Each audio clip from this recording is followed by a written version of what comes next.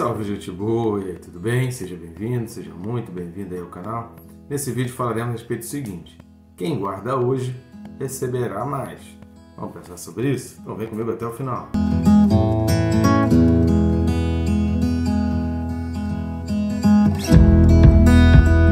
Então deixa de se inscrever, né? Que é bem rápido e fácil. Só clicar aí no botão, não vai interromper o vídeo, atrapalhar o seu tempo.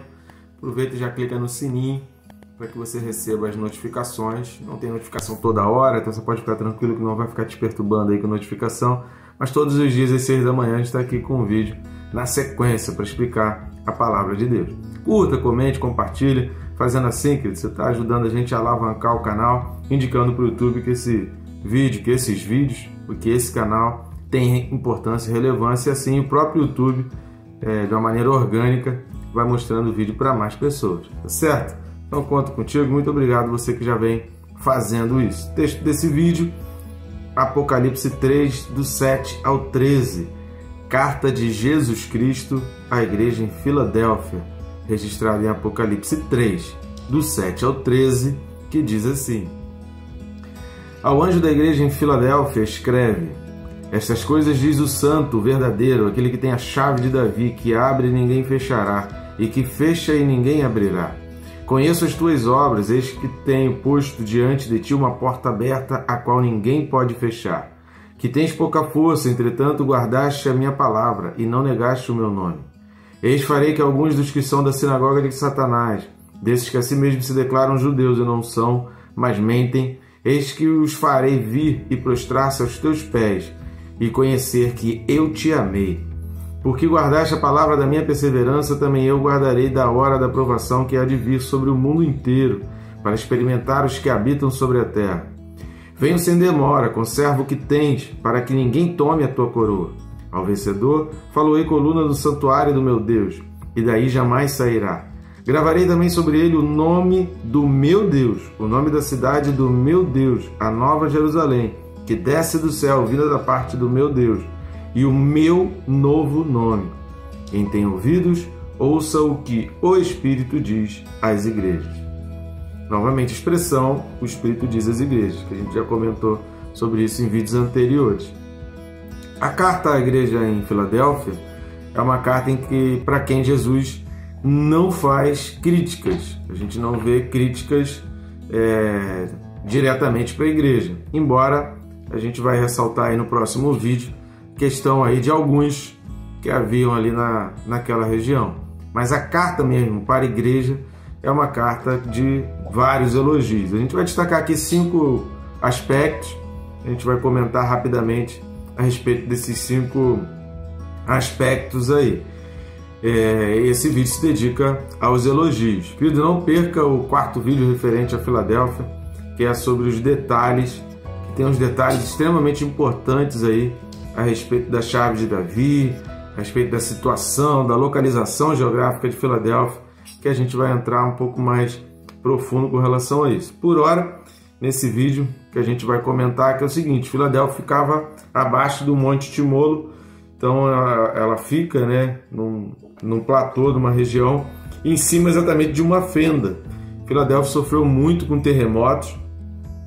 No ano 17, aproximadamente, dependendo da data que a gente entender que foi escrito Apocalipse aí, 50, 70 anos antes de ter escrito essa carta, antes de Jesus ter escrito essa carta. Então, vamos botar aí uma média de 50 anos, então aproximadamente 50 anos antes dessa carta, Filadélfia sofreu muito com terremoto. No ano 17 foi um terremoto terrível, que as pessoas tiveram que se abrigar nos arredores de Filadélfia.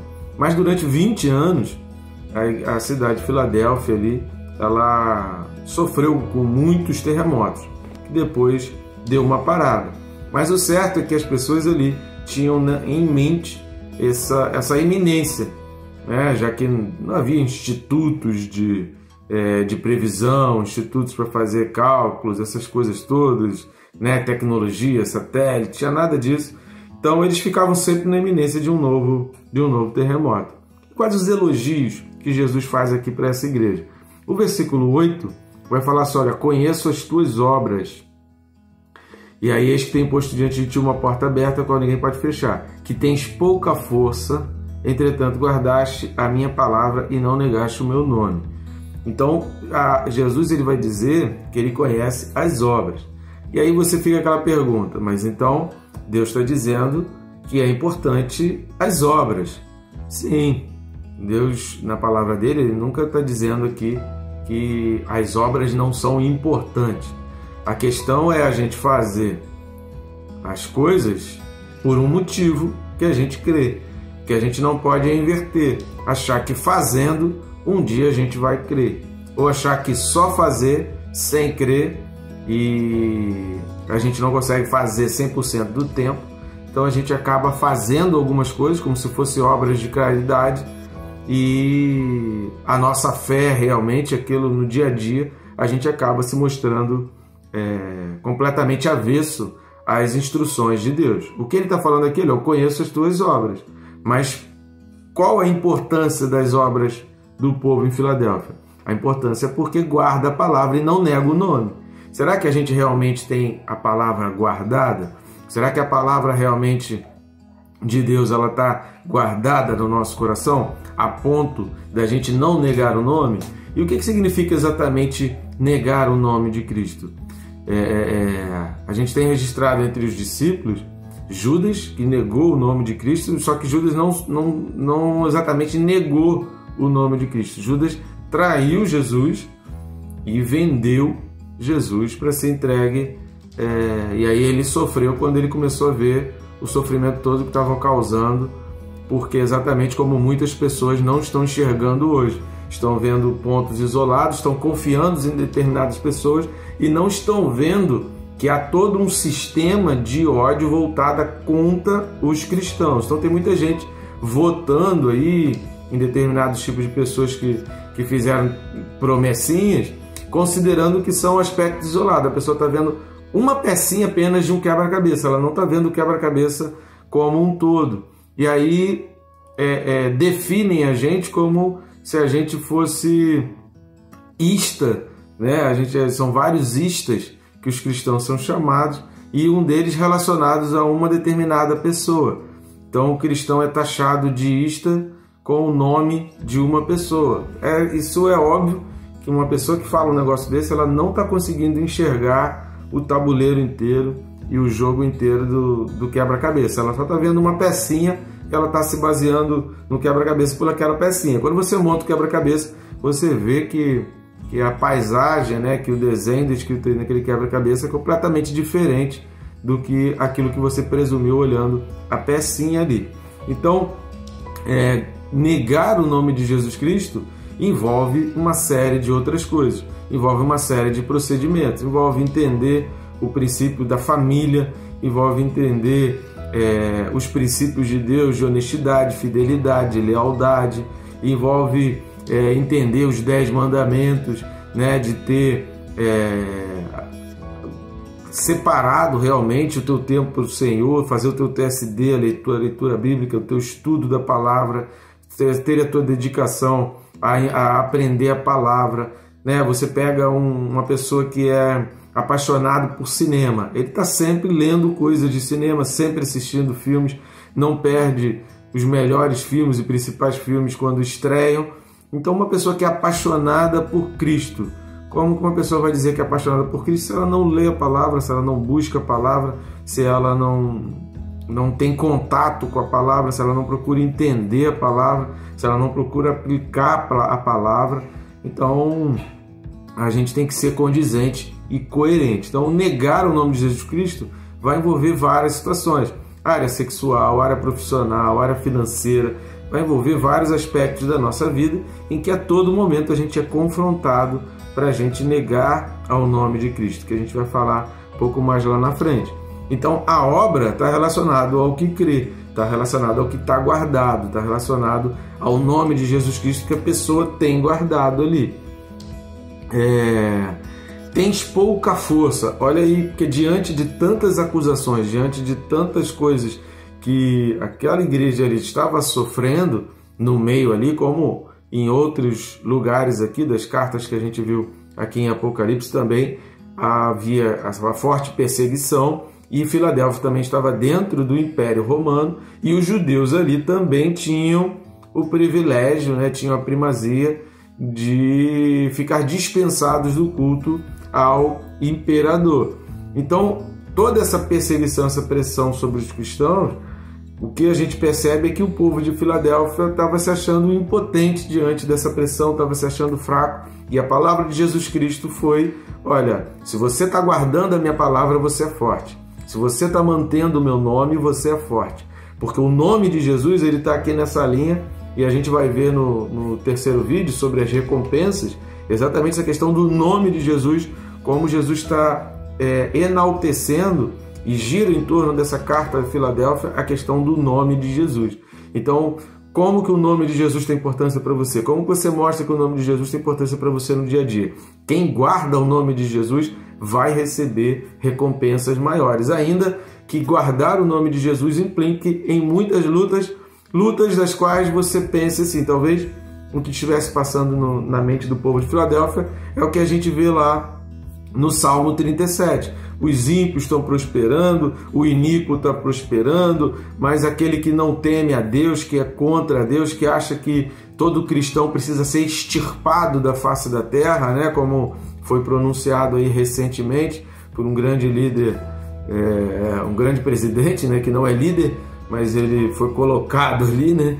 Que de liderança ele não tem muita coisa, mas ele falou ali de extirpar, né, os cristãos. Ele não dá o nome de cristãos, entenda isso, querido. Os cristãos não serão perseguidos com o nome de cristãos. Haverão vários rótulos relacionados a vários aspectos do cristianismo, em que todos esses aspectos somados vão englobar exatamente todos os cristãos. Vão ser acusados de vários rótulos, né, e aí está sendo colocado, nós já temos hoje aí vários rótulos, e cada rótulo desse representa princípios e valores judaico-cristãos. Então a perseguição vai ser sobre os rótulos, não vai ser sobre o nome de cristão. A ilusão, a pessoa vai, mas não fechou nenhuma igreja, mas não sei o quê. Querido, para com essa baboseira, né? Porque isso aí é conto da carochinha. A perseguição não vai ser dessa maneira, a perseguição vai ser sobre os rótulos. Então os cristãos serão perseguidos, taxados, né, de anticiência, taxados de insubordinação, porque não se sujeitaram ao grande imperador, taxado de fascistas, né, taxado de vários istas. Então são vários rótulos que vão ser lançados sobre os cristãos, que isso já começou, né? E os cristãos serão perseguidos por esses rótulos. Então só vai se encaixar nesse rótulo quem realmente é cristão. Quem não é cristão, quem não crê na palavra, não vai se encaixar nesse rótulo. Vai aceitar a marca da besta livre e feliz, né? Vai ser marcado pela besta com muita felicidade. E aí essa pouca força que a igreja de Filadélfia estava sentindo ali, diante dessa pressão, vendo todos esses que os estavam rotulando de diversas coisas, como os próprios judeus aqui, né, que a gente vai falar no próximo vídeo, prosperando e se dando bem diante ali do império. Outro aspecto aqui, né, o terceiro aspecto, guardaste a minha palavra da perseverança. Então, se no versículo 8 Jesus está falando, guardaste a minha palavra e não negaste o meu nome, aqui Jesus está falando, guardaste a minha palavra da perseverança. Por quê? Na hora da luta a gente tem que ser perseverante. E por que essa perseverança? Jesus vai falar, olha, conserva, no versículo 11, né, para que ninguém tome a tua coroa. Se Jesus está falando conserva, querido, é um alerta da possibilidade de perder. Então não relaxe, não baixe a guarda. Lembra de dar uma lida depois nos livros de Neemias e Esdras, você vai ver que na reconstrução do muro, eles ficavam com a colher de pedreiro numa mão reconstruindo o muro e na outra a lança, na outra a sua arma de proteção. Tem que ser assim, querido. A gente tem que reconstruir a nossa vida moral, a gente tem que reconstruir a nossa vida espiritual, porque a nossa vida moral e espiritual elas caminham juntas e não tem como você viver uma vida de santidade, viver uma vida de pureza sem abordar a tua vida moral. Então, se você não para fazer uma análise de como é a tua vida moral, tanto nos aspectos sexuais, quanto nos aspectos de negociações, quanto nos aspectos dos grupos para os quais você faz parte, tanto nos aspectos financeiros, ou de relacionamentos, ou de fidelidade e lealdade, em todos esses aspectos que compõem a tua vida moral, elas precisam ser analisadas e você precisa ter, porque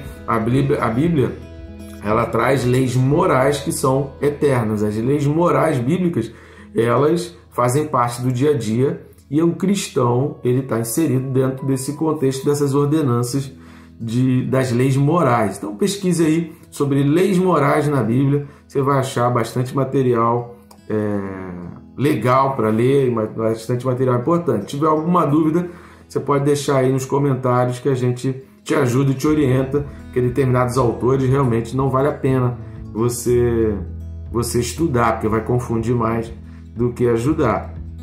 Então conserva a palavra da perseverança, porque guardaste a palavra da minha perseverança. E aí Jesus faz uma promessa: eu te guardarei da hora da provação que há de vir sobre o mundo. Essa hora da provação, a palavra hora, dá a entender um limite de tempo, dá a entender que haverá um início e haverá um fim.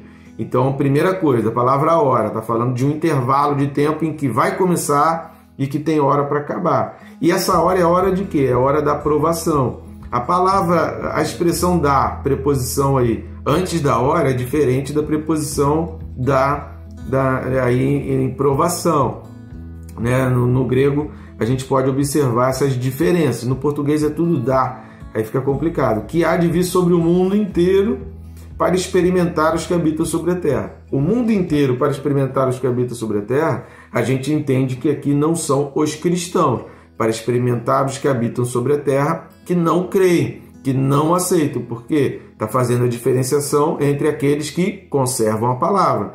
Então, se ele começa o texto dizendo que a igreja de Filadélfia guardou a palavra da perseverança e ele vai ser guardado esse da hora é a palavra grega ek. Essa palavra grega ek é de dentro de, ou seja, o povo de Filadélfia, e aqui como está falando do mundo inteiro, a gente pode estar incluído, e aqui há uma base para aqueles que acreditam que a igreja não vai passar pelo momento da tribulação. Então aqui dá a ideia e o que o texto está dizendo aqui, e a gente precisa corroborar com outros textos bíblicos, mas há realmente uma evidência de que a igreja não vai passar pelo momento, sabe? Lembra aquela hora que eu falei ainda há pouco? Da hora que vai começar e a hora que vai terminar a tribulação? Que naquele intervalo, que vai ser o intervalo pior, na hora do povo do mundo ser provado, a igreja já não estará aí. Isso vai bater de frente com aquele momento que a gente vai ver lá em Apocalipse 13. Então não perca o estudo até chegarmos ao 13. No 7 a gente vai falar sobre isso também, e no 13 vai trazer bastante isso. Então esse da hora, essa palavra ek hora, né? Esse da aí antes do hora é a palavra grega ek, que é de dentro de, significa que Jesus está dizendo para aquele povo: eu estou te guardando e eu vou tirar você antes daquele momento em que todo o planeta Terra será aprovado. Então aqui há uma base, há uma evidência bíblica que a gente pode caminhar favorável àqueles que acreditam realmente que os cristãos fiéis, aqueles que perseveram, que guardam o nome, que não negam o nome, não passarão pela grande tribulação, pelo período ali descrito lá em Daniel, né, que vai ser o período pior para a população na Terra. E vai piorar mais ainda porque o Espírito Santo não estará ali na humanidade. Então há esse indício aqui, e Jesus está falando: se você for perseverante, se você conservar aquilo que você tem, para que ninguém tome a coroa que você tem, eu prometo a você, né? Ou seja, aquele que guarda hoje, aquele que persevera hoje, ele vai receber muito mais. E esse muito mais, querido, envolve inclusive não passar por aquele período em que o mundo vai ser provado, que o mundo vai ser testado, em que coisas terríveis virão sobre a humanidade. Quem guarda hoje, querido, receberá mais. Creia nas promessas. Aqui, na carta a Filadélfia, há várias promessas de Deus relacionado a quem guarda, relacionado a quem é fiel, relacionado a quem se mantém leal. Então, lealdade e fidelidade, que são pontos cruciais que o cristão não pode abrir mão. Não abra mão da lealdade aos princípios e valores cristãos e da fidelidade ao teu compromisso com Deus, a manter o teu nome e a guardar o nome de Jesus Cristo. O nome de Jesus precisa ser guardado em todas as situações. Que Deus te abençoe, querido, rica e abundantemente.